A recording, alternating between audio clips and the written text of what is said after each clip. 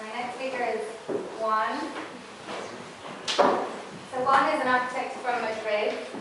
He has his own business, DSC Architecture. He also runs the Masters in Architecture in Madrid.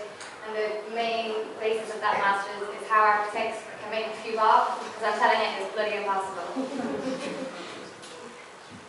Thank you. Pues hoy he venido a hablar con vosotros sobre la arquitectura y sobre cómo hacer... That's you, yeah? Here, you are not understanding me. That's exactly what happens with our clients. When they come to us, to architects, and we start speaking about, architect speaking, they don't understand. So, in the UK, around 3,500 practices. 75% are less, 10 or less people. Okay, so you're talking about an industry where it's really tiny, the teams are really, really small, right?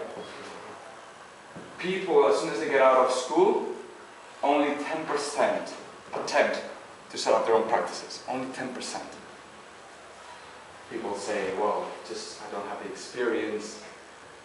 I would like to know how to run an office, but no one argues is that they don't set it up because they don't have enough design skills.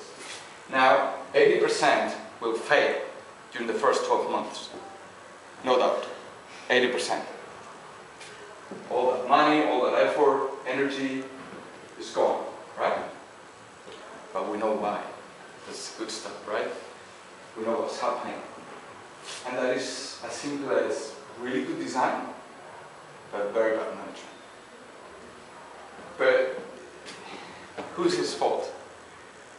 I mean, we are really, really good entrepreneurs. All artists, at some point of our career, we are all willing to set up our own practice. Right? Some people take longer or less.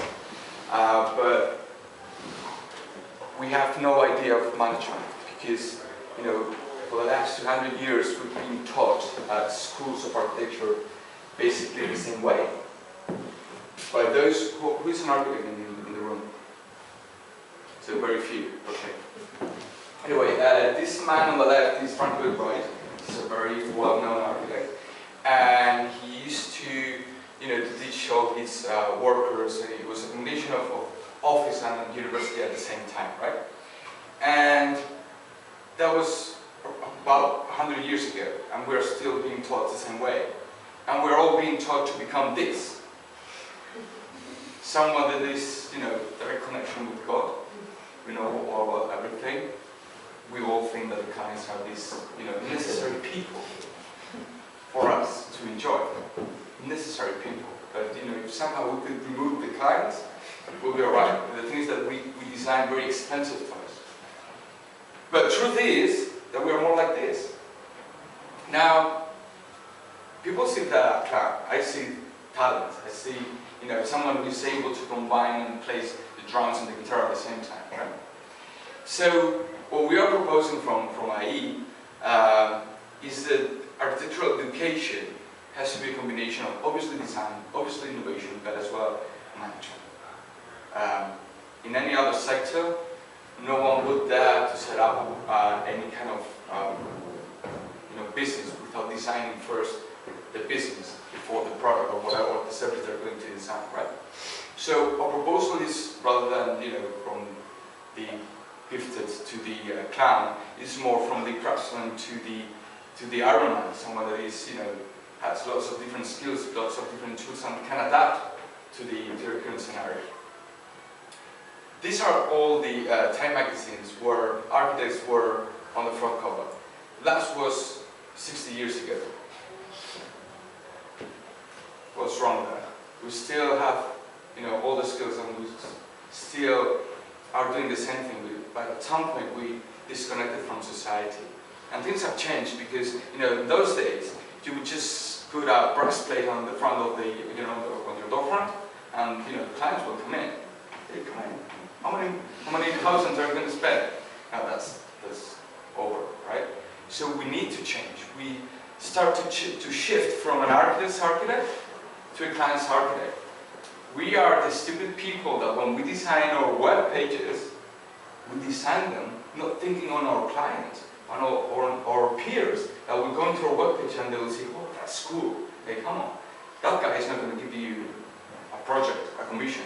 It's your client, so you better set up your web page in a language that your clients really can understand. Because, as I was saying, we design very expensive toys, and if you don't have work, you can't design. But I was saying how we get rich. And this is not about earning money, it's about learning to earn opportunities to do what we like most, and that is to design. And innovation, there is space for innovation in a mature sector. In a circus, very similar sector. The Cirque du Soleil innovated not in a way that the performances, but really more on the business model. So, think about that. Everyone is, has very similar education. Everyone can somehow be able to go to very expensive schools of architecture and so on. So how are you going to change that? We are proposing that the architect should have like these three legs, right?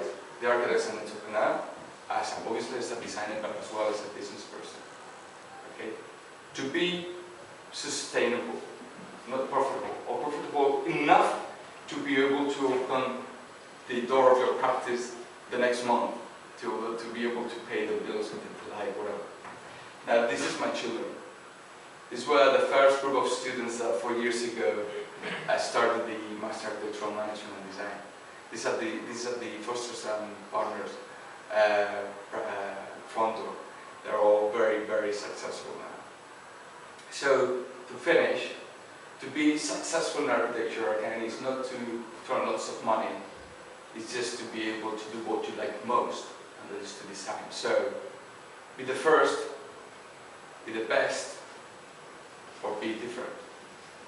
And being different, not necessarily has to come through a different design, but it can definitely come through different business models. Thank you very much.